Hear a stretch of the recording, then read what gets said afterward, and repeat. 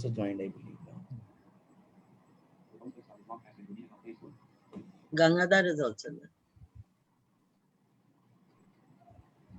Good evening, everybody. This is 8th September 2020, and we are here yet again uh, for the 8th episode of All India Forum for Right to Education's series of Shashank, critically increase your volume. I know, increase your volume. Oh, can you hear me now? Little better. Yeah. So Yeah. we are here for the 8th episode of All India Forum for Right to Education's webinar series on critically appraising the draft national education policy that was approved by the cabinet recently.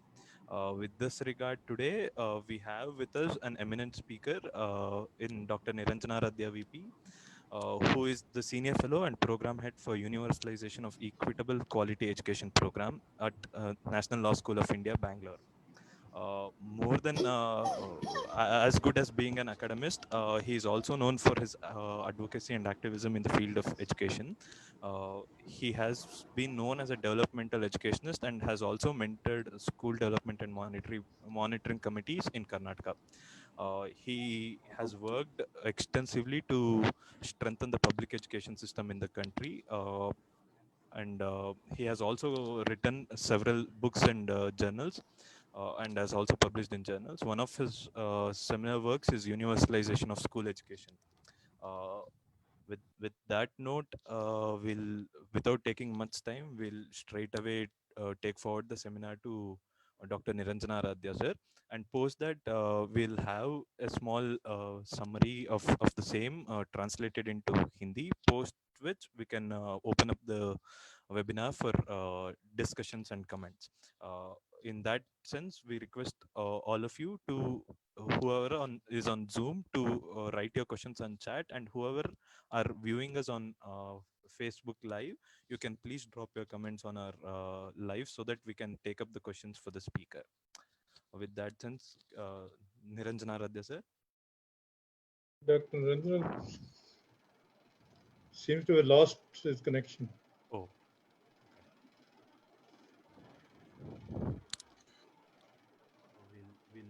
We'll just wait for a minute before I think he will be back. Yeah, he's coming. He's coming.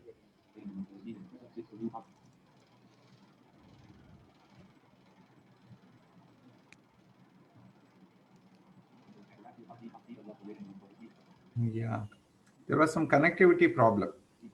No issues, sir. You can No issues. take forward.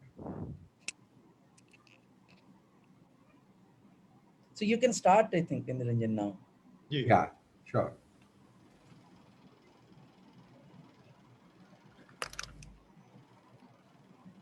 Good afternoon, friends, and it's a again a great privilege to share my viewpoints on this new education policy vis-a-vis universalization of equitable quality education.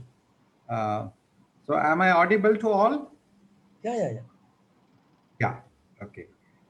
So certainly, like when we talk about, a new education policy, when it was, kind of approved by the cabinet on 29th July, so there was, kind of a lot of debates happening all over the country through various digital platform and, various stakeholders, primarily the civil society organization, academia, teachers, SDMCs and all, which is, kind of a good thing.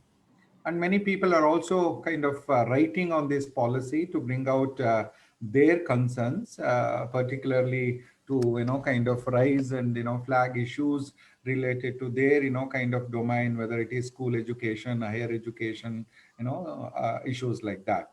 I've been following all these things very closely, very closely. I've been following all these discussions and debates. Somewhere I feel that the ongoing debates, kind of response is more like a kind of a reactions, and sometimes it is very pick and choosy, and sometimes just to play a very safe game of kind of patronage or to maintain neutrality. Somewhere I strongly feel that there is a need to come out of these kind of knee-jerk, rhetoric, patronizing kind of reactions. and we need to respond holistically to highlight the very serious, kind of concerns, particularly that could dismantle the entire public education that has been built over the last, 75 years. I think this is, very important, because basically, the policy document, when we go on, kind of discussing on that, one can understand it's basically designed to dismantle, the existing public education system. So therefore, it is very important for us, to send our response in a very united way, basically to, kind of to prepare a kind of a plan, to reject this policy, so that keeping basically the points that which we are going to discuss. So having said this, I too recognize there are, kind of few proposals, kind of I'm not really, kind of in the terms of language, it seems, they are with good intentions, but we need to, take these proposals with a pinch of salt, and read them between lines, because why I say this, because of two important reasons. Firstly, these proposals in the policy are made through by appropriating the people's language. If you read the document, particularly a couple of, sections, they have appropriated the people's language basically to mislead academia, people, and civil society organization, and also put them in a perplex, kind of a situation. Like what is that is what we have, kind of seen at this point of time. We could also see it now, hardly, kind of any critique from academia, except, kind of praising this policy as a kind of revolution, kind of, great, thing, and all these things. So it shows that, like somehow the appropriation of people's language made people, kind of completely, kind of mislead, things like that. And secondly, all these proposals, some of these proposals, which we, even if we take with some kind of a good intention, these proposals are not based on any normative framework, that generally guide a policy framework to be realistic and operational. Any policy framework, if we want to really make it very, kind of realistic and operational, it should be based on certain normative framework. So therefore, just me, kind of before I get into the, kind of specific provisions related to universalization, let us, kind of try to understand what is that framework that I am referring, to. In my belief, having worked in this area for more than 3 to 4 decades, any discourse on education policy, particularly in relation to, kind of right to education, normative framework should focus on at least two important, key aspects. Any normative framework. Number one, the normative framework drawn from the international legal and policy framework, particularly signed by the member countries, ratified by the member countries, and signed by the member countries, that provides a kind of a clear vision and mission, and also a kind of a direction towards universalization of school education. So the normative framework drawn from the international, kind of legal instruments serves as a kind of a overarching, kind of a framework for any policy, and of course, policy discourse. Number two, the most important framework, normative framework, is usually drawn from the national legal and policy framework. Any country having its own constitution, basically we draw things, from the constitution as a normative framework of the country, that provides a kind of a roadmap for the larger social, economic, political, and cultural transformation. After all, education is a tool for, social transformation. It's a tool for, kind of moving towards, kind of building an egalitarian society. So therefore, the normative framework for education has to be drawn from the constitution and the constitutional values. So when we talk about a national, kind of a normative framework, particularly in the Indian context, it is basically derived from the core provisions of the constitution. Of course, again and again, we are making it very clear, and legislations and the policies, kind of country drawn after, independence. So if I give some of the examples, for instance, what basically the guiding principle in terms of constitution? Certainly the preamble is the source of all values, and it also kind of clearly tells us what kind of country that we want to build in, or what kind of society that we want to build in, kind of sovereign, kind of socialist, secular, democratic republic. So that is very clear what is our vision. And also we draw from Article 14, which talks about equality, 15 non-discrimination, 21 right to life, where now because of the judicial activism, everything, right to food, right to education, all these things are read into fundamental rights, 21A, 39. So I can keep on kind of quoting various provisions from the Constitution. Of course, more importantly, the provision related how we need to kind of make legislations and policies, because education being in the concurrent list, naturally it should be a joint process. It should be a process of kind of consultation. It should be a process of taking states into consideration. So this provides a kind of a normative framework from the mother law, that is the Constitution. And of course, with all our, kind of things, we have certain legislations, the right of children to free and compulsory education, the adolescent, child and adolescent, Prohibition and Regulation Act, which, kind of recognize and, up to 14 years at least, the labor practice need to be prohibited. And of course, the policies of 68, 86 and revised in 92, and also the policies we have, national policy on children of 2013 ACC. All these things provides, kind of a broader normative framework. So any policy that we develop, these frameworks should serve as a kind of a very strong foundational normative framework. So one may ask, what do we derive from this normative framework? Friends, we derive three important things from any normative framework.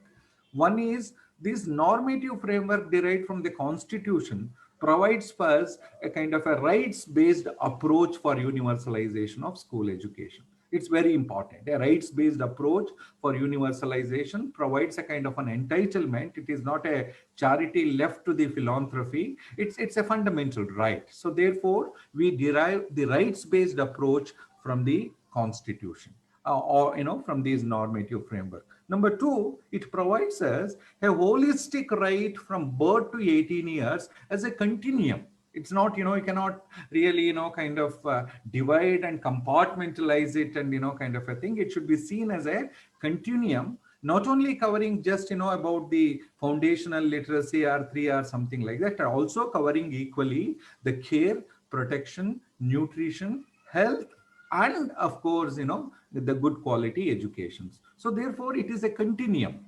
So this kind of right framework, the normative framework, provides this kind of a continuum. And thirdly, more important, it provides us that state as a duty bearer. State is the duty bearer, and state has a primary obligation to provide these entitlements. This is very important because any fundamental right has three important salient features. It should be universal, it should be available to all, there should not be any discrimination, and the primary obligation is on the state, and state should also spend, kind of adequate resources. So therefore, any policy framework, unless, we have this kind of a normative framework, naturally, it's very difficult to get anything great out of it. So what I personally feel, these policy has thoroughly failed, to take this as a normative framework, or it is failed to align the entire, kind of a policy within this normative framework as the foundation. So that is one of the major problem in this policy, that which we need to, kind of really take on, and we need to question this. So here in NEP, when we talk about new national education policy, we have completely done opposite. There is no normative framework derived from the Constitution or from the earlier policies or from the existing policies. So the policy has no framework, in fact. The policy has no framework. Instead, it has diluted the normative legal framework of a fundamental right that is available in the Constitution. In fact, it has diluted. I will tell you how it has diluted the entire, normative framework. In addition to this policy has created all kinds of contradictions, all kinds of confusions, and thereby misleading people, to get what really a policy need to be. So therefore, I think we need to have a kind of an understanding that this policy, the very premises of the policy is very, faultly conceived, it's very wrongly conceived, and therefore we need to engage in a very careful manner whenever we can talk about the different proposals, whenever we talk about the different aspects of this policy. So today, I basically confine myself to look at policy from the lens of universalization.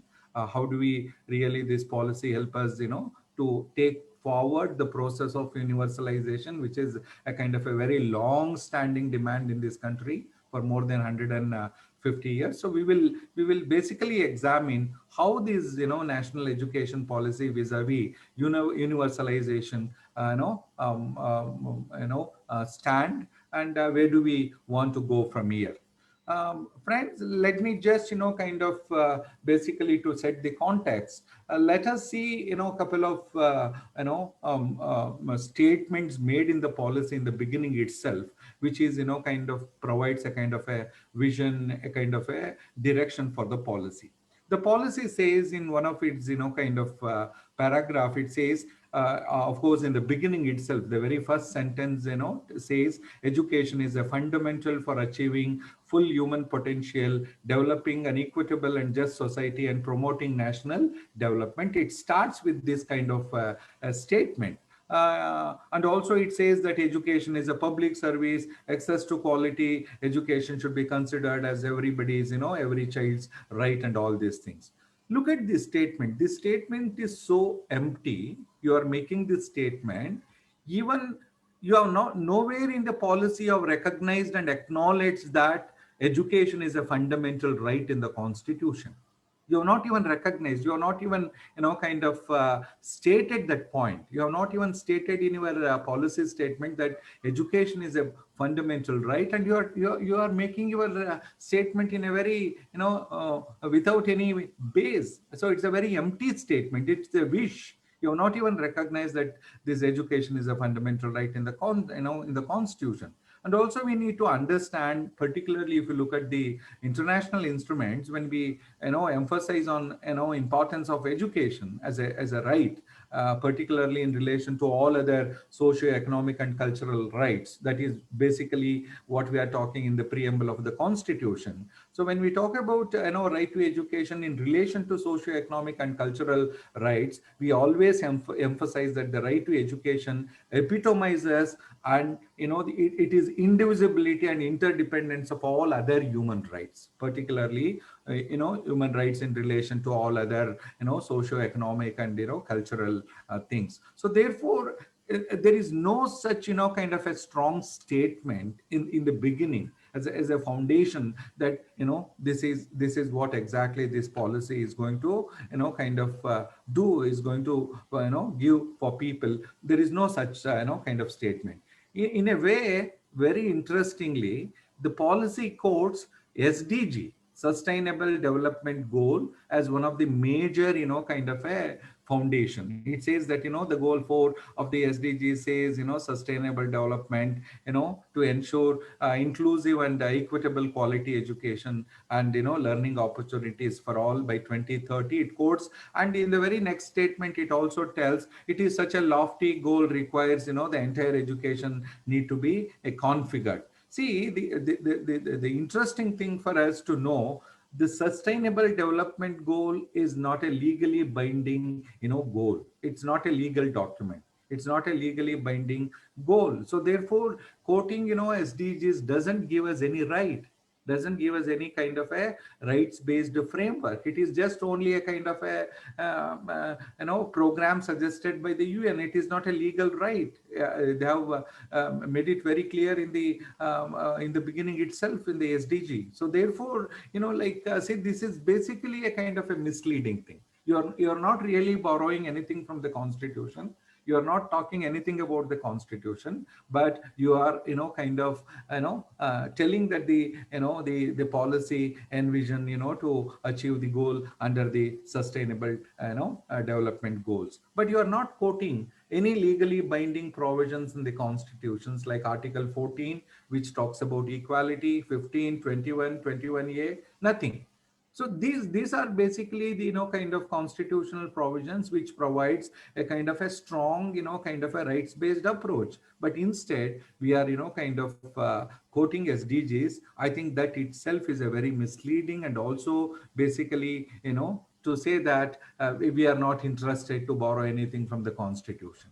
So therefore, I think probably how do we address these kind of pushing the constitution to somewhere, and kind of borrowing something from from a document which is not even legally kind of enforceable legally, kind of we can recognize it as legally. So therefore, I flag these issues for your kind of discussion. And if you look at the document, of course, in many places, when policy says why there is a need for, kind of a policy, what is that we are talking about and all, it says very clearly the gap between the current state of learning outcomes need to be bridged through undertaking major reforms. This is one of the reason why policy need to be, kind of completely, kind of changed and all these things. When they say like this is the thing. But all of us know the very idea of learning outcomes itself, defeats the larger goal of education as a public good. All of us know that learning outcomes are not really to do with the larger goal of right to, kind of education as a public good, as a social good, as a tool for social transformation. So we have a serious, kind of concerns, and we have a serious, kind of caveat against these learning, outcomes, kind of approach. And also learning outcomes reduce the very broader idea of epistemology. Of course, in India, we have our own, kind of history of epistemology, reasoning, critical thinking. These are the broader goals of any education process, any knowledge building process. If you look at NCF, the very foundation of NCF, which talks about the construction of knowledge in a very different perspective. So this document, talking too much about outcomes has completely derailed the larger goal of the education, the very, debate on the epistemology, the very understanding of epistemology is completely, kind of, derailed. So the learning outcome model is not compatible with the idea of developing critical thinking. It is not for reasoning. It is not for creativity. See, it's altogether a different model to, kind of, kind of to achieve some scores, to get some scores, to get some marks. It is not really, kind of, that is the reason if you look at some of the report says that the, children of class 5 are not able to read text of class 3, are not able to do, addition, all this. It shows that, that is not, the knowledge. It is not knowledge. Knowledge is basically to make people to think critically, to develop reasoning, to think in a very creative manner. So therefore, too much focus on this is basically shows that this policy is basically to prepare, kind of a set of people. What Macaulay said, is basically to create a, set of people who can, kind of Indian in blood and color, but in taste, kind of corporates and, the neoliberal, kind of markets. I think that is where exactly the whole idea of outcomes. And also the use of learning outcomes reduces the agency, particularly both teachers and students, as, kind of a rote, kind of learning process. And, it overemphasizes the assessment. And if you look at some of the proposal of this creation of the national assessment and all these things, this is basically designed to, kind of to reduce the classroom learning process as kind of learning something, which is a kind of a necessity for a neoliberal market to prepare some clerks, but not really to develop a kind of an enlightened citizens who can think critically, who can, kind of, think, with a reasoning. All these things are completely missing. So therefore, in many places, the policy itself is contradicting its own statements. So take, for example, in many places, it says that you want to be a kind of a leader, global, that and all, but reducing the entire education process into a kind of outcomes and assessment is a serious concern that all of us, need to raise, because education is not just for, kind of outcomes and assessment. Education is much beyond that. Education is a process, as a process of democratization, deepening democracy, building secular values, building sensitivity. So these are the larger values of education. So therefore, I think we need to address these issues. Now, what really the, the kind of burning problem in the present public education system? All of us know that increasing privatization, commercialization, and communalizations are the very key concerns. If we look at some of the provisions, the way they have worded in this, for the entire, kind of privatization, what is the regulation mechanism they are talking about? They are talking about light but tight. What is this light but tight?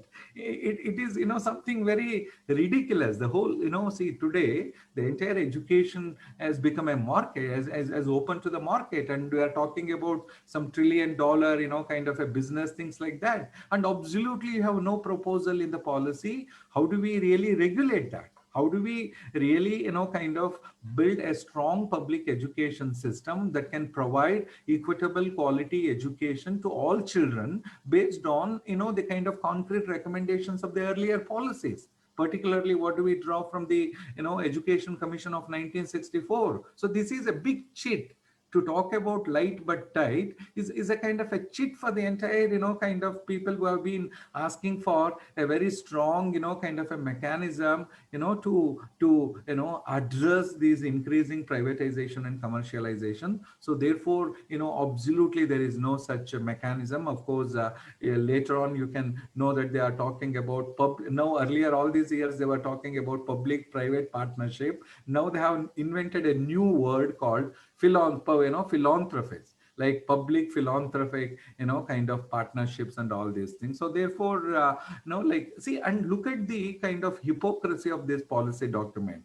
In one line, it says substantial investment in a strong, vibrant public education. In the very next line, it says the encouragement of facilitation of true philanthropic, private, and community participation. So what are you talking about? You are contradicting your own statement made in the first line. You're talking that, the public, investment, and in the very next line, you're talking about public philanthropy. So the reason why we are asking to read between the lines, this is the hypocrisy. Suppose if you read only the first line, and if you are not able to read the second line, there are chances that you will carried away by the, kind of a great idea of building a public education system. And also there are, kind of couple of, sentences where it gives, complete, kind of a understanding that what kind of system that they are going to build. Take, for example, I read this, particular sentence from the document: rootedness and pride in India and its rich, diverse, ancient and modern culture and knowledge systems and traditions. What is this rootedness in India? What do we mean by that? What do we mean when we say rootedness? Also, you need to compare some of these statements with our earlier policy documents. Like I always do that. Like how our earlier policy documents were based on certain basic principles of the constitutions. Take, for example, if you read this statement, it says this national education policy envisions an education system rooted in Indian ethos. Nobody knows what is this Indian ethos, and contributes directly to transforming India into a Bharat. Nobody knows about it. But look at the earlier policies, particularly I quote 3.1 of 1986 policy, para 3.1, which says, I quote, the Constitution embodies the principles on which the national system of education is conceived of. Look at this statement. Look at the clarity. From where do we kind of we basically borrow our kind of values and principles? It is very clear, such a clarity in the in the statement. But whereas this policy talks about Indian ethos, Indian kind of rootedness and Bharat, all these things. So therefore I think probably we need to be very cautious about this kind of a language, and we need to understand what is there in the language. When we talk about Indian ethos, are we talking about the Varna system? Are we talking about denial of education to masses? Or do we think that education is more a privilege or a right? So I think those meanings need to be kind of, we need to understand those meanings, and we need to kind of really engage those kind of a lines to unpack the terminology, the kind of language that is being used. I think that is very, very important. Like of course I will go to the proposals, but this is where exactly we need to engage. So therefore, see, if you keep on reading some of the, paragraphs in the beginning itself, the vision of the policy is to instill among the learners the deep-rooted pride in being Indian. What we mean by these kind of statements, I think probably no, somewhere if you read, it looks like what Macaulay did in 1935. It reads like a deep-rooted Indian, not only in thought but also in spirit, intellect, and all. This is what exactly Macaulay said when he was talking about kind of Indian in blood and color, in taste and all these things. Are we kind of designing a policy for Indian corporates combined with crony capitalism? What is that the taste that we are talking about? I think that we need to engage very seriously on this policy document to unpack the kind of language that is being used in the policy document. Let me quickly kind of look at some of the proposals made by these policy document, particularly universal school education, and let us see in what way that this is going to really help us. One of the major proposal from this policy is changing the entire structure. They are proposing a new structure called 5+3+3+4. That is the foundational, then the preparatory, then middle, and secondary. The first question for all of us is, what is the need for changing the entire structure that is built in the last 70 years? How can you dismantle that what has been built in the last 70 years, and what is the need for changing the entire structure? See, one of the demands from all of us, from our side, at least as a basic education, all of us demanding create a kind of a public funded common school system to provide education for all children from pre-primary to class 12, from 0 to 18. That was the demand. To fulfill that demand, why do we need to dismantle the entire, kind of a structure that was built, in the last 70 years? So is it practical, the kind of structure? If you look at, the structure, one thing is very clear. I don't know how many of you have seen that structure in the policy. In the policy, if you look at the left side, in relation to pre-primary and all, it shows, complete blank. It's complete blank. Then what happened to the whole, the programs that the ICDS and, various other programs which were basically, to address the needs of children below 6? What happens to that? You are completely undoing that? Are completely saying that nothing was done in the last 75 years? And even if we accept this kind of a proposal, and why this proposal has to come from the center? Even in 10+2, the proposal, the kind of autonomy was given to, kind of the states, like how do they want to, kind of organize further these, 10 years of school education or these things, because education in the concurrent list. And you're also using all kinds of Balavatika and all this. See, what is very interesting, even these, what they are talking in terms of 3 to 18 years, pre-primary is not, they are not going to start pre-primary in all 1.5 million government schools. The policy proposes the Anganwadis will continue as it is. Wherever Anganwadis are located in government schools, they will also continue as it is without, linking with the education department. Wherever in some schools pre-primary is opened in case of government school, that will continue as a primary, pre-primary. In majority, these pre-primary institutions who are, kind of Eurokid, and Z-Kid and all these, Jumbo, all these things, they will continue as an independent institutions. It means you are opening the entire, pre-primary, that is below 6, to market. What is the use? See, the very purpose of integration is to see that education as a continuum from birth to 18 years. And each, kind of, each stage as a kind of an organic linkage. How 0 to 3 provides, preparations for 3 to 6, and 3 to 6 provide. So this is a continuum. You cannot really do a kind of compartmentalization and say that we are providing education for 3 to, kind of years. And the kind of emphasis on 3 R's, the kind of foundation literacy. See, basically this particular age needs, kind of care, protection, nutrition, health, and education. So why do we, kind of talking so much on foundation literacy, for so much on 3 R's, so much on, kind of a thing. So this is basically a kind of a, policy written to address, the elite institutions which are, kind of running pre-primary, roughly about 15 to 20,000 schools. So it is not a policy for 1.5 million public schools. This is basically a policy to please them, because already they are aligned. Their structures are like that. They have started with pre-primary. They will go up to 12.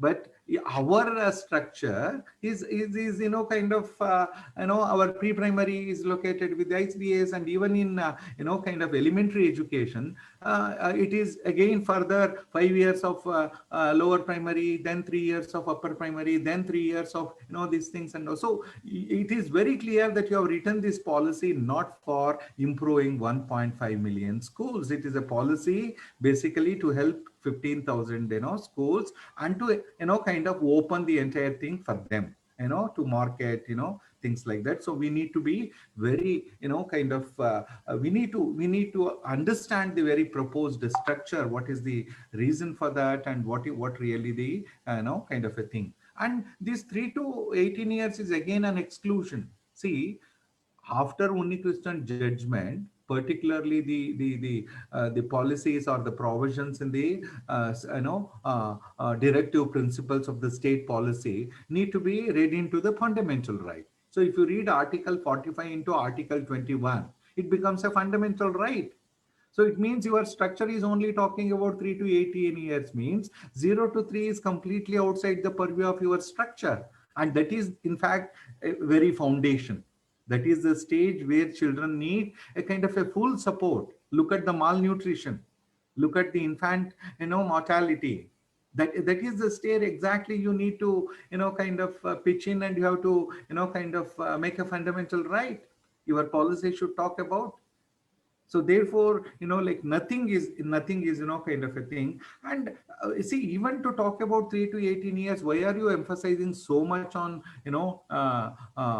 SDG? In fact, our constitution, even before SDG, talks about how, like how do we develop our children in a very healthy manner. 39F talks about, what should be the kind of, ways and means of developing children in a very healthy manner, and by, kind of really recognizing the childhood. So these, kind of issues were there right from the beginning of the constitution, and you have never recognized those things. And now we are, kind of basing everything on the SDG, which is not even a legal document, as really poses a lot of questions that how, kind of this policy is talking about all kinds of lies. All kinds of lies, even the policy is not even based on a very minimum legal framework. So therefore, I think we need to, kind of understand this, and we need to, discuss further on this, how, this entire idea of 3 to 18 years itself is, kind of a big, kind of a hoax, and how do we really, kind of people are carried away by this. And of course, I don't want to get into this whole idea of foundational literacy. All of us know that Naitholm is there. What is proposed by Gandhi? What should be the understanding of education? Not 3 R's, 3H. It is basically head, heart, and hands. Oh, see, all these things are, you see, we are quoting Gandhi so much, and whatever Gandhi proposed in terms of 3H, that is, head, heart, and hands. That should be the kind of approach to education. So we are not really kind of taking those kind of ideas given by the Gandhi. So therefore I think Unmute amme. Okay. we need to kind of unpack all these things, which is a very mystery within the policy, and how people are really kind of things. Probably I will take in another kind of 10 minutes. I know that you have given me some 40 minutes. Vikas, is it all right if I take some 10 minutes and complete? Go ahead. Yeah. Go ahead. Yeah. So another important thing that we need to address, see, when 1986 policy was, kind of, came, all of us opposed the non-formal education system in a very big way. And, see, this policy openly proposes for dropouts, particularly, if you look at with all said and done, with the limitations within the education, Right to Education Act, out of school children and non-school going children are given a status of fundamental right as an entitlement. Suppose if a child of age 9, join a class of, first, standard 1, he or she got that right, to continue or to receive 8 years of elementary education, even beyond 14 years, whether it may be 15, 16, 17. So to that extent, a fundamental right is given. But whereas this policy proposes, particularly for the those who are kind of margin, they are not even kind of using the constitutional term like scheduled caste, scheduled tribes, minorities, and particularly Muslims. They are completely given up those terms, and now they are I somewhere when I read that particular term, socio-economically disadvantaged group, SEDGs, this is basically a kind of a mischief to use SDGs as SEDGs and all these things, and they have used that kind of a terminology. And what is they are proposing for them? They are proposing open distance learning, and National Institute of Open School will also be now extended to state open school system. So they are designing the entire learning process at 3 different levels, that is grade 3, grade 5, grade 8, grade 10, grade 12. What they are telling basically, if you are not able to attend physical school, those the children who are not able to attend physical school, you can attend this kind of open school. You can attend non-formal education center. So basically what you are doing, whatever that right given in the constitution as a fundamental right, at least up to 5 years, that is also taken back from this policy, taken away from this policy.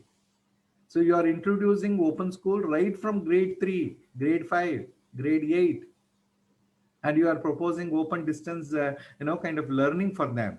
So this defeats the very, very goal what you have stated in the beginning. In the first sentence itself, you said that 3 to 18 years equitable quality education. Where is equitable quality education when you are proposing second grade non-formal education through open school system? Where is the question of equitable education? What is this mischief? Whom are we cheating? Your own, the very first sentence talks about equitable quality. In the subsequent sections, you are proposing, state open school system for those poor children. So you are ridiculing your own policy, what you have said in the beginning.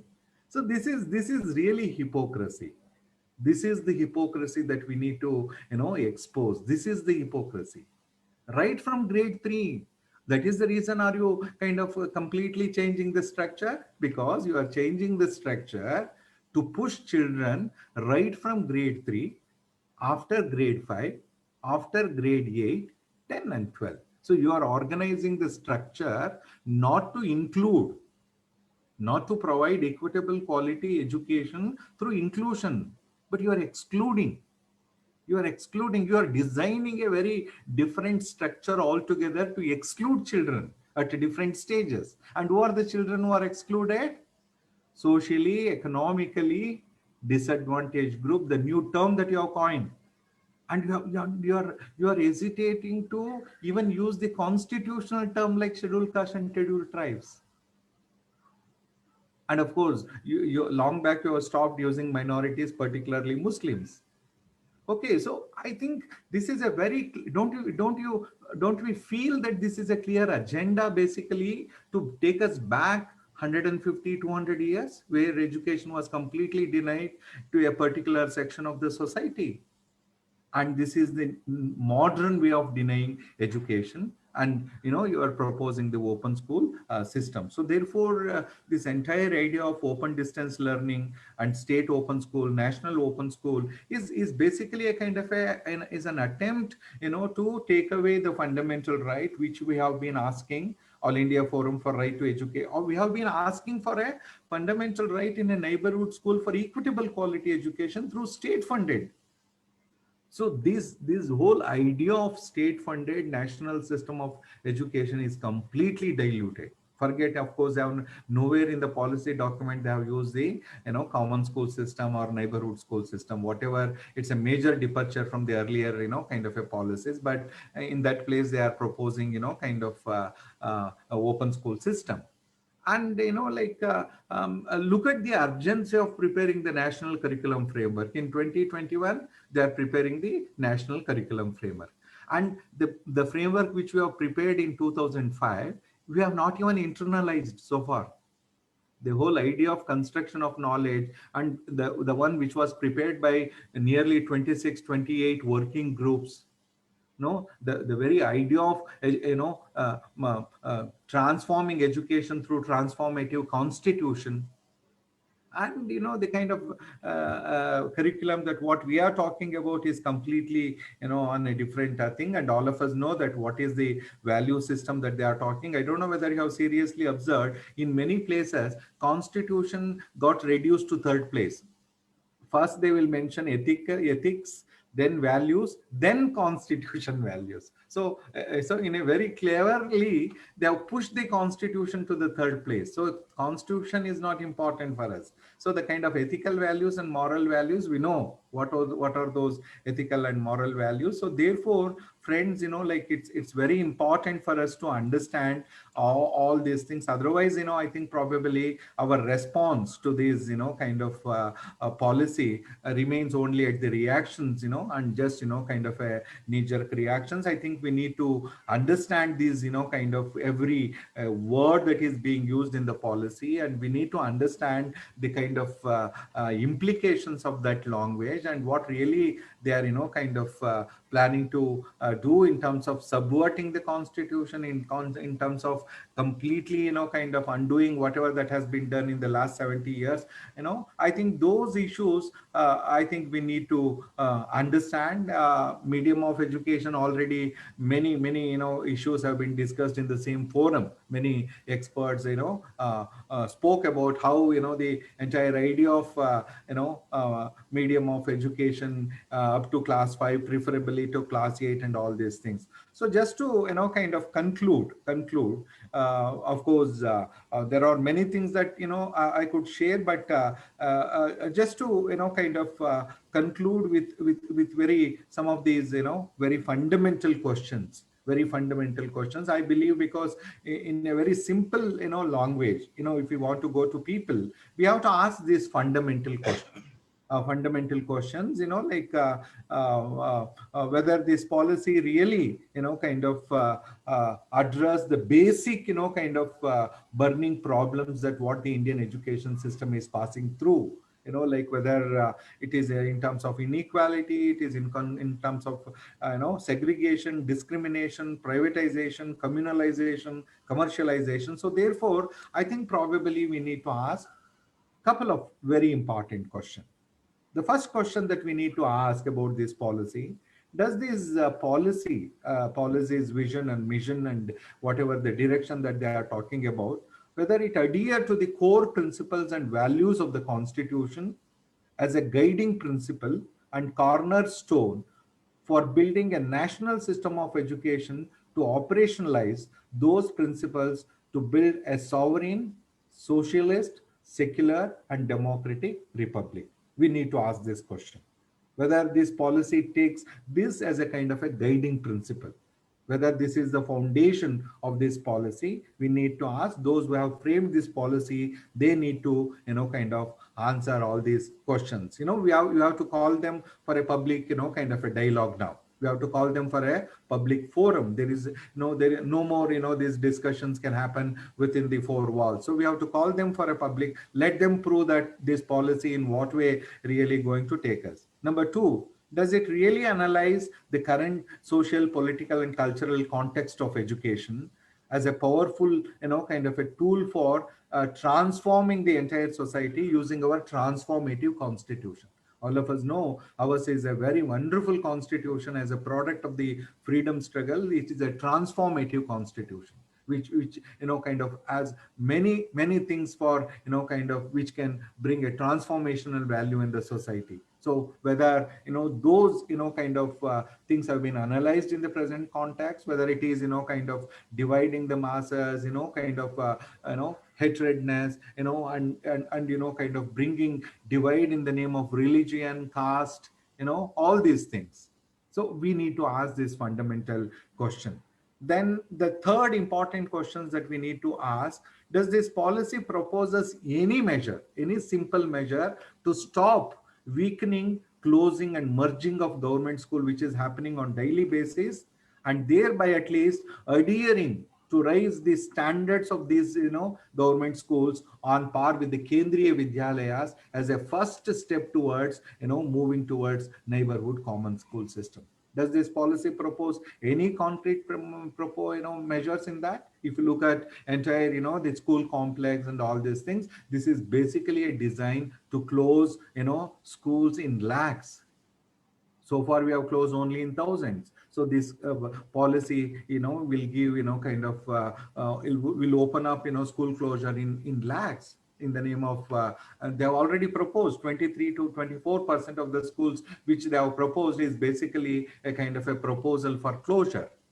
Whatever number they are talking, less than 30 and all these things. So nowhere in this policy any concrete proposals to make our state schools on par with the central. So this is your own school. We are not asking something a different model. This is the model that you have proved that the Navodaya Vidyalayas are good neighborhood schools. So then upgrade all state government schools to on par with the Navodaya schools. If you are really interested in equitable quality education, that what you have stated in the policy. If you are really interested in kind of investing money for public education, then upgrade them, upgrade on par with the Navodaya schools.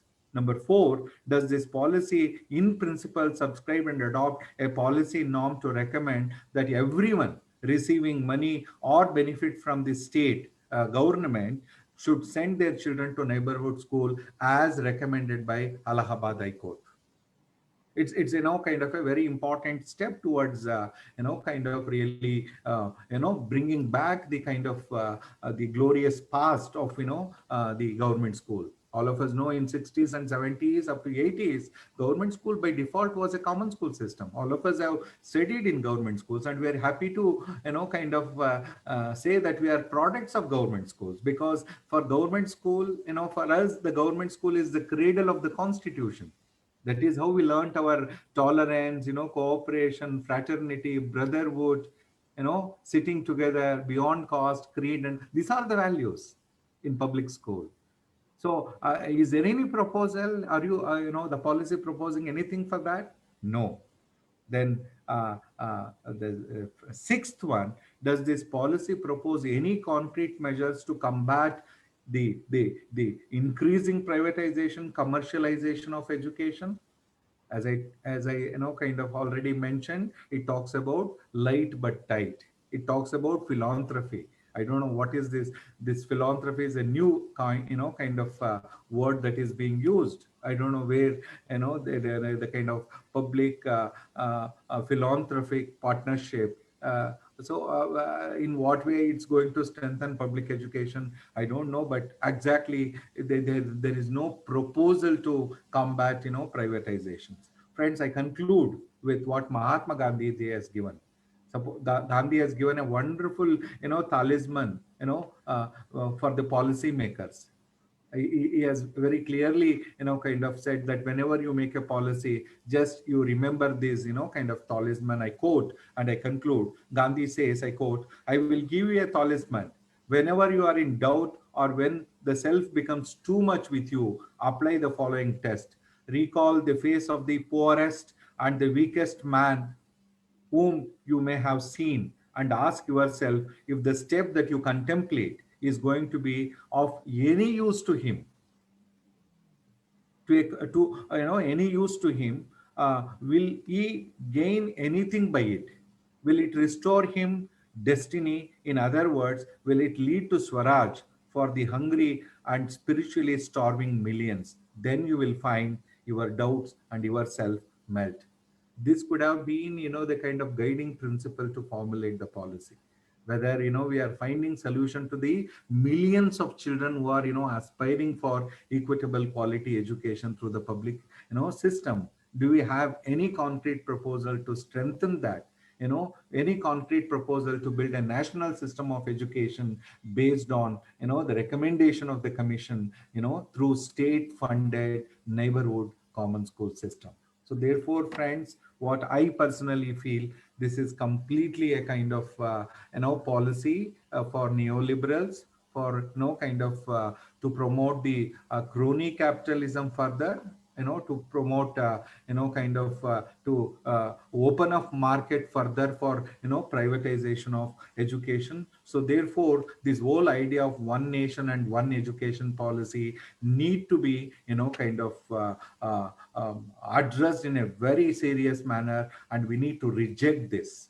One nation and one policy is not a kind of a framework of the constitution. Constitution talks about pluralism. Constitution talks about multilingualism. Constitution talks about multicultural. I think probably this is the time that we need to understand the danger of moving towards too much of centralization, fascism. So therefore, there is a need for us to build a very strong, movement to reject this, and particularly to take, forward the larger, values of the constitutions to build an egalitarian society. That should be the, kind of our centrality, and we should focus on that. And bringing, masses together should be our, kind of a primary goal to reject this policy. That is the need of the hour. So therefore, I request each one of you to, kind of really consider this, kind of request, consider this appeal. And therefore, I think there is a need for us to work, together in a much more united way, because the country is passing through a very difficult time. I think we need to unite. We need to bring all democratic forces,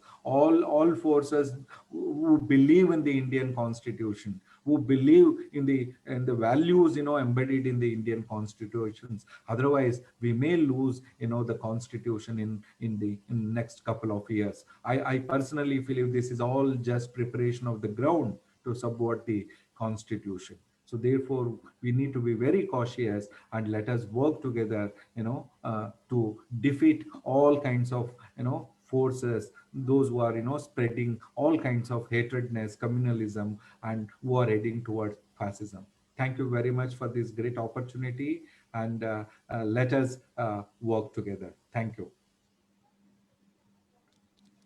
Thank you so much, sir. In that sense, after almost a long Wonderful, talk Niranjan. Wonderful. Really. of Dr. Niranjan, it's very hard. He brought out very important and pertinent issues with respect to school education, and also how we are. Shashank, your volume. Shashank, we can't hear you. Can you hear me now? Yes. Yeah. Yeah.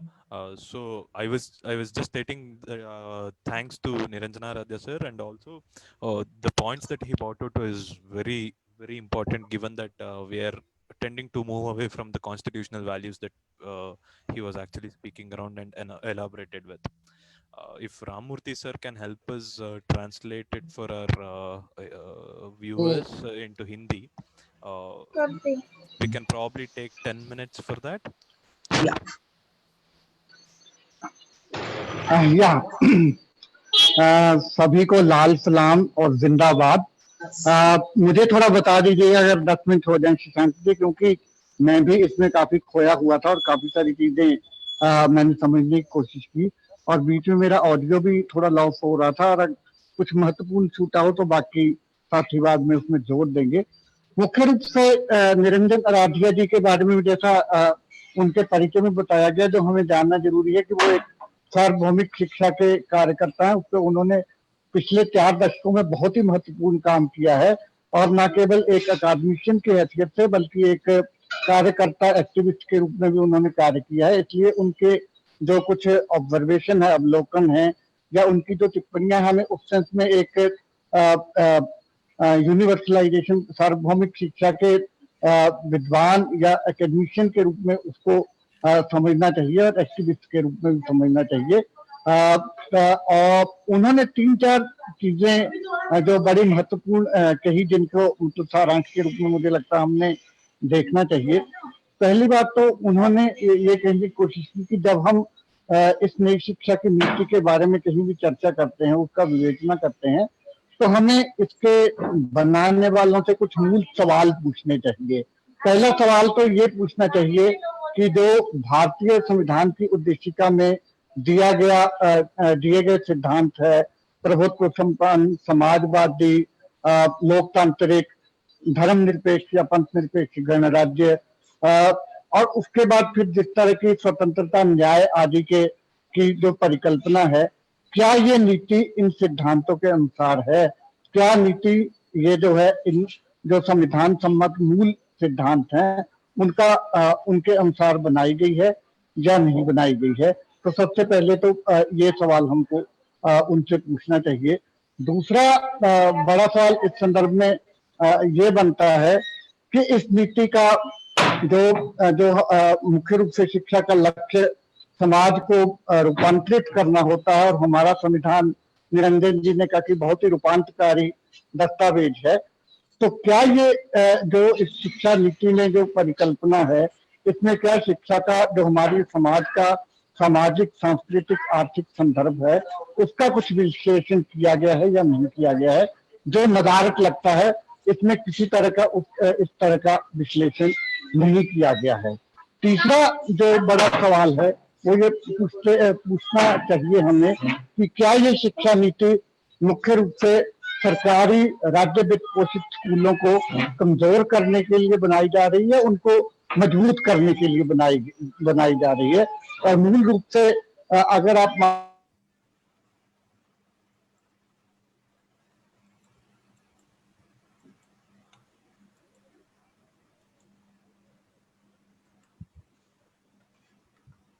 Some problem in the audio.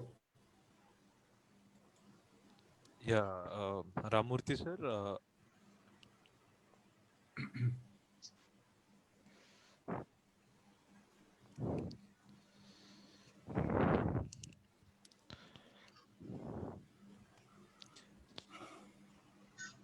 Yeah, I think we have Lost Ramurthy sir. He has muted himself, I think. Hmm. Ramurthy sir, could you unmute yourself?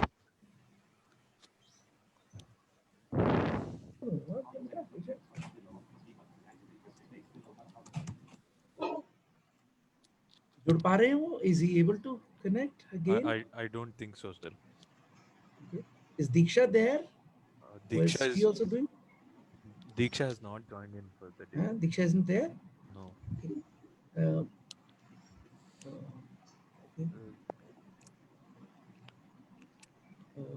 We can probably do one thing. We can move to the question answers then, and probably if he's able to connect back, we can ask him to summarize for us.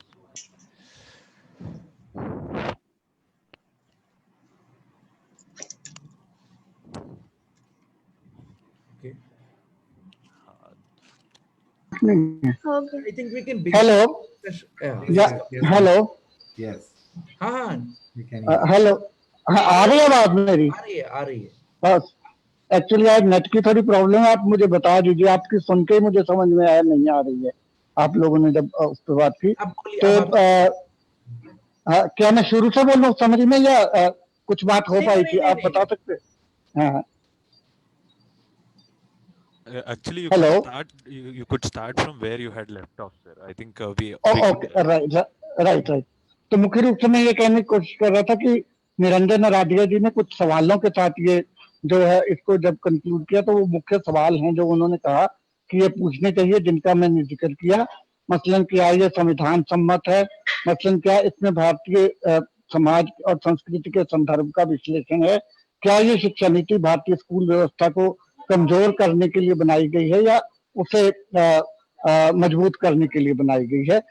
मुख्य रूप से ये 3 सवाल थे। फिर उसके बाद उन्होंने मुख्य रूप से इस बात के लिए जोर दिया कि किसी भी नीति का जो आदर्श सैद्धांतिक ढांचा होता है, नॉर्मेटिव फ्रेमवर्क होता है, वो मुख्य रूप से 3-4 तरह का होता है, जिसकी कानूनी, संवैधानिक और एक तरह से सामाजिक हैसियत होती है। वो अंतर्राष्ट्रीय राष्ट्रीय कानूनों के आधार पे बना होना चाहिए और उसमें मुख्य नीतियां जो आपकी ने ली गई हैं और उनको लगातार उनको आप किस हद तक उसके साथ जोड़ते हैं वो उसमें शामिल होना चाहिए। तो अंतर्राष्ट्रीय ढांचे के स्तर पे उन्होंने कहा कि अंतर्राष्ट्रीय घोषणाएं, अंतर्राष्ट्रीय सिद्धांत या और दूसरे जो अंतर्राष्ट्रीय प्रोटोकॉल हैं, उनके आधार पे क्या ये शिक्षा नीति है? उन्होंने कहा बिल्कुल नहीं है। दूसरा, भारतीय संविधान के जो मूल सिद्धांत हैं, चाहे अनुच्छेद 14 में समानता के अधिकार की बात है, अनुच्छेद 15 में भेदभाव को रोकने के अधिकार की बात है या भेदभाव को के विरुद्ध जो अधिकार दिए गए हैं उनकी बात है, अनुच्छेद 21 में जो जीवन जीने की स्वतंत्रता और उसके स्कोप को, मतलब उसके क्षेत्र को काफी बढ़ा दिया गया है। इसी तरह से डायरेक्टिव प्रिंसिपल का बहुत सारा हिस्सा, नीति निर्देश सिद्धांतों का हिस्सा जो आमतौर पे जनहित की बात करता है, जिसके बहुत सारे सिद्धांत, तो क्या ये उसके अनुसार है? तो उन्होंने कहा कि ऐसा लगता है कि ये पूरी शिक्षा नीति का ढांचा इस दोनों ही तरह के, ना तो अंतर्राष्ट्रीय कानूनी ढांचे या अंतर्राष्ट्रीय जो नीतिगत निहितार्थ दस्तावेज हैं उनके अनुसार है और ना ही भारतीय संविधान के अनुसार है। दूसरा, उन्होंने कहा कि जब हम संविधान की बात करते हैं भारतीय संविधान के संदर्भ में, तो इसके मुख्य रूप से 3 चीजें प्रमुख हो जाती हैं। या नॉर्मेटिव ढांचे में अगर हम कानूनी और नीतिगत पक्षों को देखते हैं तो 2-3 hello, am I audible? Yes. या तो 3-4 चीजें मुख्य रूप से उसमें हो जाती है। मसलन क्या ये शिक्षा नीति राइट बेस्ड, अधिकार आधारित है? क्या इसमें जो है लोगों के या मूल अधिकारों की बात की गई है जो नहीं की गई है?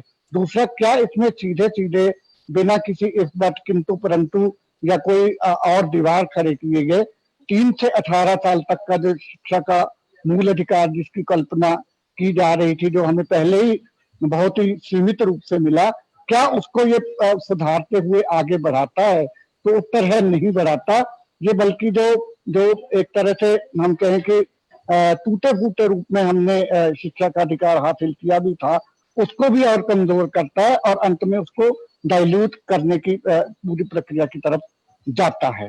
फिर एक उन्होंने महत्वपूर्ण बात की कि इसी संदर्भ में हमें अपनी पुरानी जो शिक्षा नीतियां, विशेष रूप से कुठारी आयोग की सिफारिशों के आधार पर बनने वाली पहली शिक्षा नीति और राष्ट्रीय शिक्षा नीति 1986 की राष्ट्रीय शिक्षा नीति, इन दोनों का भी इसमें कहीं भी ना तो उनका एक तरह से स्वीकृति है, उनसे कोई एक्नॉलेज की गई चीजें हैं कि इनमें से हम इन चीजों को स्वीकार करते हैं, और ना ही कहीं सम्मानजनक ढंग से उनका उल्लेख या उनमें से किसी चीज का विवरण है। यहाँ वो ये भी महत्वपूर्ण है कि जब ये बात करते हैं अपने कानूनी या एक तरह के नीतिगत आधार की, तो उसमें संविधान के सिद्धांतों का वर्णन नहीं करते। जैसा कि आराध्या जी ने एक कोट 1986 की नीति से पढ़ के बताया, जिसमें मुख्य रूप से जिसका सार ये है कि ये नीति संविधान सम्मत संविधान में निहित सिद्धांतों के आधार पर बनाई गई है। और उसमें आगे जाकर उस कोर्ट में संविधान के विभिन्न जो मुख्य सिद्धांत हैं उनका जिक्र भी किया गया है। तो एक तो मुख्य सार उन्होंने जो कहने की कोशिश की कि किसी भी नीति का जो एक आदर्श सैद्धांतिक, जैसे हम नॉर्मेटिव कहते हैं, नॉर्मेटिव ढांचा होना चाहिए, वो नॉर्मेटिव ढांचा इस नीति से पूरी तरह से नदारत है, जो बहुत ही चिंताजनक बात है।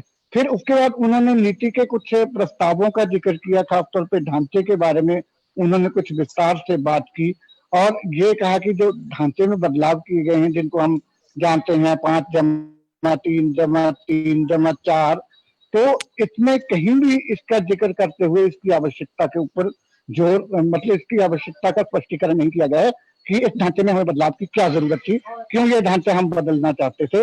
तो उसका सीधा कारण है कि इनके पास इसका कोई ठोस अकादमिक आधार नहीं था। अकादमिक आधार केवल यही था कि इस ढांचे को किस तरह से तोड़ा जाए या सरकारी शिक्षा को किस तरह से जो है वो कमजोर किया जाए और इसका अधिक से अधिक अति केंद्रीकरण, अति वाणिज्यिकरण, कमर्शलाइजेशन, निजीकरण और सांप्रदायिकरण किस तरह से किया जाए, उसके लिए उन्हें ये जरूरी लगा। जिसका सबसे बड़ा उदाहरण ये है कि जो तीसरी, 5वीं, 8वीं, 10वीं और 12वीं के स्तर पर केंद्रीकृत परीक्षाओं की बात की जा रही है, जो कि अपने आप में बहुत ही समस्यास्पद है। जिसका मतलब है कि बच्चे केवल कक्षा 3 से ही जो है उनका बहिष्कार शुरू हो जाएगा, ड्रॉप आउट शुरू हो जाएगा और 12वीं तक आज जितने बच्चे जाते हैं उतने भी नहीं पहुंच पाएंगे। ये उन्होंने उसके माध्यम से कहने की कोशिश की। फिर एक दूसरा सरोकार उन्होंने कहा कि जो बड़ी महत्वपूर्ण चीज थी कि ये जो इन्होंने एक अपना आधार बनाया है, एक दस्तावेज है जिसको संयुक्त राष्ट्र संघ का, जिसको कहते हैं SDG, sustainable goal of development, यानी कि टिकाऊ विकास के जो है उद्देश्य, जो 1930 तक के लिए निर्धारित किए गए हैं कई मायनों में कि 1930 तक हम अमुक लक्ष्य को प्राप्त कर लेंगे। तो ये कहना है उनका कि ये SDG जो सस्टेनेबल डेवलपमेंट गोल है, ये किसी भी तरह से कानूनी दस्तावेज नहीं है। ये तो एक केवल एक नीतिगत आदर्श, नीतिगत एक तरह का वक्तव्य है जो मुख्य रूप से विकसित देशों की बहुराष्ट्रीय कंपनियों को के हितों को ही पोषित करता है, उनके हितों के अनुसार ही वो बनाया गया है। और इसको ये मतलब, और ये कभी भी हमारे संविधान सम्मत ढांचों का जो है वो सब्स्टिट्यूट विकल्प नहीं हो सकता। इसके आधार पे हम अपने संवैधानिक अधिकारों को हासिल नहीं कर सकते। फिर उन्होंने बहुत सारे विरोधाभासों का जिक्र किया जो इस नीति में हैं। जैसे उन्होंने कहा कि एक वाक्य में ये नीति कहती है कि हम व्यापक जन शिक्षा जो है विकसित करना चाहते हैं जो वाइब्रेंट हो, और दूसरे वाक्य में यही कहते हैं कि उसमें सच्ची परोपकारी निजीकरण या निजी लोगों की भागीदारी हो। तो ये दोनों वक्तव्य एक के बाद दूसरी लाइन अगर आप इनको जोड़ के या एक दूसरे के साथ मिलाकर नहीं पढ़ेंगे तो ये आपको भ्रमित भी कर सकती है। आपको पहली लाइन के पढ़ के लगेगा कि हाँ यार ये तो बहुत ही अच्छी नीति है। इसी तरह से उन्होंने एक दूसरा हवाला दिया जो पहली और बिल्कुल अगले सेक्शन की ही बात करते हैं कि या do I need to summarise more crisply that I will do. Okay. Yeah. So yeah, I will complete it within 3 to 4 minutes. Is it okay? Yes, yeah. sir. Yeah. तो उसके बाद उन्होंने इसको आगे ये कहने की कोशिश की कि ये कुल मिला के जो उसका सार है इनके वक्तव्य का कि ये प्रचार किया जा रहा है कि हमें 1 नेशन 1 एजुकेशन पॉलिसी, एक शिक्षा एक राष्ट्र की शिक्षा करनी है, ये बिल्कुल ही असंवैधानिक है। क्योंकि हमारा संविधान बहुलतावाद की बात करता है, विविधता की बात करता है, बहुसंस्कृतिकता की बात करता है, विविध भाषी मल्टीलिंगुअल होने की बात करता है। तो उन सिद्धांतों के ये बिल्कुल खिलाफ है और ये कहीं से भी संवैधानिक इच्छा नहीं है या संविधान बनाने वालों का ये मत नहीं था कि आप एक राष्ट्र एक शिक्षा जैसे बहुत ही केंद्रीकृत विचार पे अपनी शिक्षा को विकसित करें। अंत में उन्होंने कहा कि इसको हमें गहराई से इस सारी शिक्षा व्यवस्था के ऊपर एक अपने लामबंदीकरण करने की जरूरत है, जिसमें हमें सारे लोकतांत्रिक शक्तियों को अपने साथ जोड़ना चाहिए और एक व्यापक जन आंदोलन विकसित करना चाहिए। और ये जन आंदोलन हम तभी विकसित कर सकते हैं अगर हम लोगों को इसके सही निहितार्थ उनकी भाषा में उनके स्तर पर समझा पाए कि ये किस तरह से उनके हितों के खिलाफ जा रही है। तो निष्कर्षतः उन्होंने गांधी जी के दिए गए मंत्र को याद कराया, जिसमें मूल रूप से यह कहा गया है कि अगर आप किसी संदेह में हो तो आप ये देखें कि आप जो कर रहे हो वो पंक्ति में खड़े आखिरी व्यक्ति की किस तरह से मदद कर सकता है, या उसे साम्राज्य स्वराज या भूख से स्वराज प्राप्ति और भूख से मुक्ति में किस तरह से सहायक हो सकता है। यदि आप इस मंत्र को का उपयोग करेंगे तो आपके काफी सारे शक्ति जो है खुद ही मिट जाएंगे और आपको शायद समझ में आएगा कि आपको क्या करना चाहिए। तो उनका पूरा निष्कर्ष यही था कि ये केवल ऐसा नहीं है कि नीति दस्तावेज है जिसकी कुछ चीजों पर हम पे असर पड़ेगा, कुछ नहीं पड़ेगा। ये एक टेस्ट वाटर टेस्टिंग, मतलब एक आपका परीक्षण किया जा रहा है कि क्या आप संविधान बदलने की प्रक्रिया को जो है उसका विरोध कर पाते हैं कि नहीं कर पाते हैं। असल एजेंडा ये लगता है कि ये सरकार अपनी बहुमत के आधार पर संविधान को बदलने का प्रयास करेगी और ऐसी सारी चीजें उसमें से निकालेगी जो कुल मिला के जनवादी हैं, जनहित में हैं और आम लोगों के सरोकारों को रेज करते हैं। तो धीरे धीरे उसको वो अलग अलग जो है प्रयासों से एक एक दो कदमों द्वारा समर्थ करेंगी और जब देखेंगे कि आप कुछ नहीं कह रहे हो तो उसको एक साथ भी उसकी जो है बिल्कुल बर्बाद किया जा सकता है। तो इस संदर्भ में हमें इसे देखना चाहिए। ये सिंपल एक नीति दस्तावेज को समझने या उस पर चर्चा की चुनौती अकादमिक चुनौती तक सीमित नहीं है। ये हमारा बहुत ही जो खूबसूरत संविधान है उसको बचाने की लड़ाई है जो इकट्ठे होकर ही लड़ी जा सकती है। लाल सलाम जिंदाबाद। वाह, very good. Thank you so much, sir. We'll put the floor for discussion now. Is anybody wanting to start off the discussions? If Well, can I just say, yes, sir. Yes. you know, that Can you speak louder, please? it's not a question, rather, you know, a concern.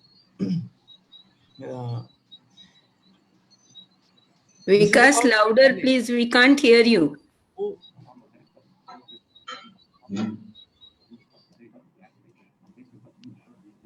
But I'm unmuted. Yes, we can hear you now, sir. Please. Okay. Concern, Niranjan, you know, this is about Macaulay.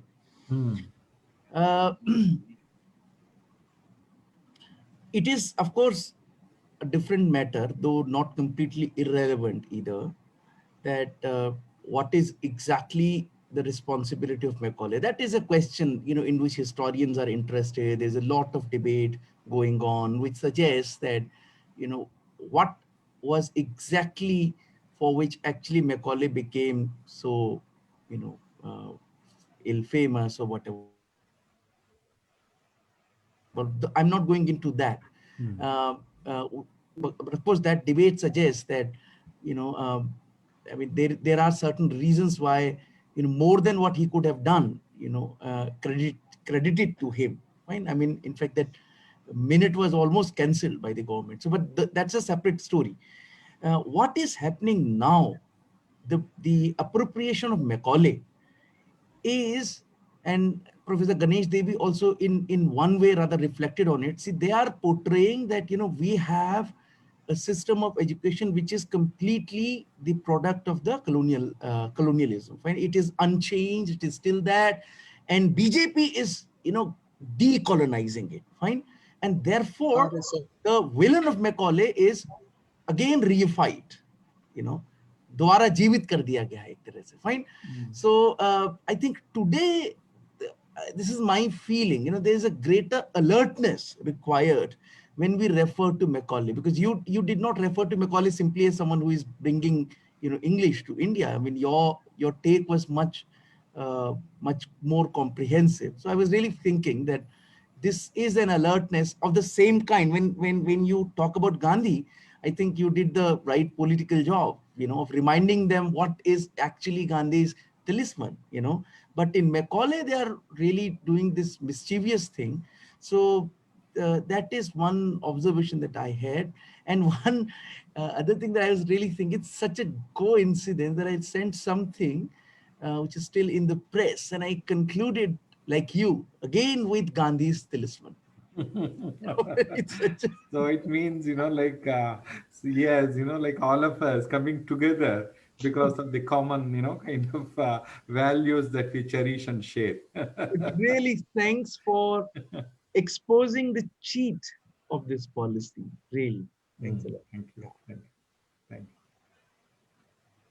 Thank you. Sir, if you want to respond, and by that time, if we can have a few more questions, if any, through chat, or if you could raise your hands, we'll take those questions up. No, nothing much to respond because I completely agree with Dr. Vikas. The observations. What we need to understand, the people who are opposing Macaulay, who are opposing, the kind of thing, they bought, kind of very, kind of in a very settled way, the same values, what he, particularly if you look at the, the language part, they have used the same kind of a language that, the entire Sanskrit language, that is, kind of the kind of values is something, which put together all Arabic and, kind of a thing. That is, the same arrogance, the same kind of arrogance, like what he said, the entire knowledge of India and, Arabic is not just equal to oneself in the, so that kind of, it shows that, like, see, even the kind of system that what they are proposing, Indianness in pride and, kind of a thing. So basically we are, kind of telling that, kind of the kind of education system that what we are proposing is basically to develop the taste of neoliberals, kind of corporates and, the kind of a thing. I think probably they are just following the footsteps of what Macaulay said, but it is something very interesting. The people who, kind of spoke about the, education as a kind of a big, kind of, tool for, emancipation, and it is a big charity. That is what their basic thing, so, Vidyadhan is a Shreshth Dhan, they say always in their, kind of a thing. But they are opening it for market. They want to sell it. They want to hand it over to the neoliberals and the crony capitals here. The entire, if you look at some of these, kind of new MOUs with the, corporates here, this is basically the entire online education is to basically to expand the market. So we need to expose them. We need to expose all those values that they were talking either to, like all these years is completely, they are naked now. So they are naked. I think we need to expose them. We need to expose. Thank you, sir. I have a question myself, if I can. Can't hear you at all. Yeah, I have a question myself in that sense. Yeah. The first of it was, I was thinking when I read through the policy document, if Shashank आवाज बुलंद करो हर बार. Acha, are you able to hear now? If you speak a little louder, we A might. bit louder. Yeah, can you hear now? Yes. Okay. My first thought when I read the policy document was, even if we take it at the words with which the policy is written, this policy probably should have posted itself at least 20 to 30 years back. We have come ahead in terms of commercialization of education or in terms of other issues that our education system is facing today. So is this document in itself very for the name's sake only in that sense, given that most changes that the policy document is picking up has already occurred in the education system today? The second one is about the SDGs that you brought out, sir. I thought it's a very interesting thing. As constitution values, I believe, see education as an end in itself. However, yes, with the case of SDGs, I think these are indicators at the first place, and also are seen as a tool for something else, and that something else is decided by the international bodies. Yes. So, any responses on these two thoughts? Yeah, like, see, basically, kind of one thing that all of us need to understand, any international instruments, kind of SDGs and all other UN treaties and all, see, nothing, kind of matches the kind of, values that we speak in the constitution. Constitution should be the strong foundation for all our policies, all our thoughts, wherever, whenever we want to build a kind of a country, that what we have visualized in the constitutions as a kind of a society, for equal opportunities, non-discrimination. So those values becomes, the guiding principles. That's the reason, many of us, not even know that the SDG is not a legal document. It is only just, kind of what is, kind of an indicator for, countries. So therefore, entirely basing the policy, you read, see, the very first sentence of the policy starts with that. They are, kind of, in fact, foolishly defending their policy based on, see, like, since SDG says like this, and there is a need for, are you changing your entire policy because of SDG or because of your constitution? What is your guiding, document? Your guiding document should be the constitution. So therefore, I think probably we need to expose this. We need to expose, because all of us know, even many of these UN agencies, with all whatever, the good work, but they have an agenda guided by World Bank and international, monetary. All of us know that what is like, look at, the entire STAR project. What is the STAR project? You see, like, see, basically, we are bringing the agenda through various other, kind of routes. I think we need to oppose, because it really dilutes the word sovereign, socialist, secular, democratic republic as a meaning derived from the freedom struggle. Why we need to be sovereign?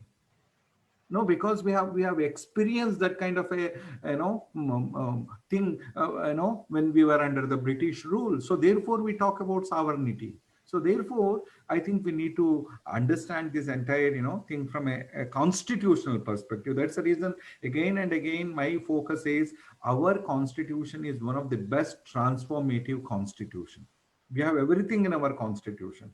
And therefore, even, these 3 to 18 years, why are you excluding 0 to 3? Because 0 to 3 is easily can be excluded, because it needs a lot of resources.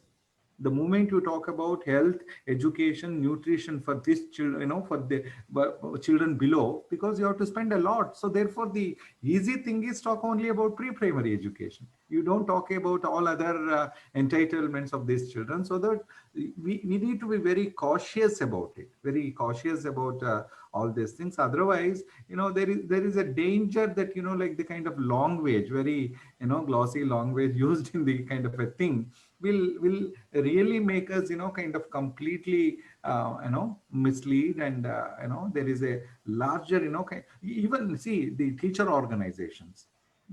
See, forget about, kind of engaging what is there in the policy. They're not even asking, please give us the document in the language that we speak, which is accepted as a national language in the 8th schedule. There are 22 languages.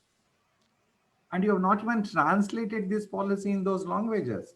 Then how do you expect people to, kind of debate on this? So it means you are doing entire thing in such a, opaque, kind of a method, undemocratic, that itself is a very problematic thing. I think we need to, address, and we need to explain this to the people. I think we have to explain all these things in very simple questions, like what I asked at the end, whether this policy is really going to strengthen public school, is going to, kind of address the privatization and commercialization. I think those questions can, easily people can, understand those, kind of things. I think we need to find new ways and means of reaching people. Thank you, sir. Anybody has questions can either unmute themselves or raise hands.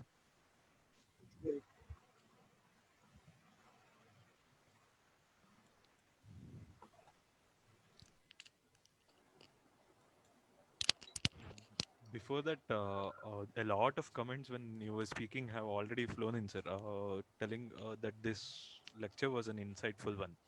And it was actually difficult to keep pace to reply to these messages as well. Yeah. In that sense, thank you very much for the wonderful talk. If anybody has any questions or points of discussion.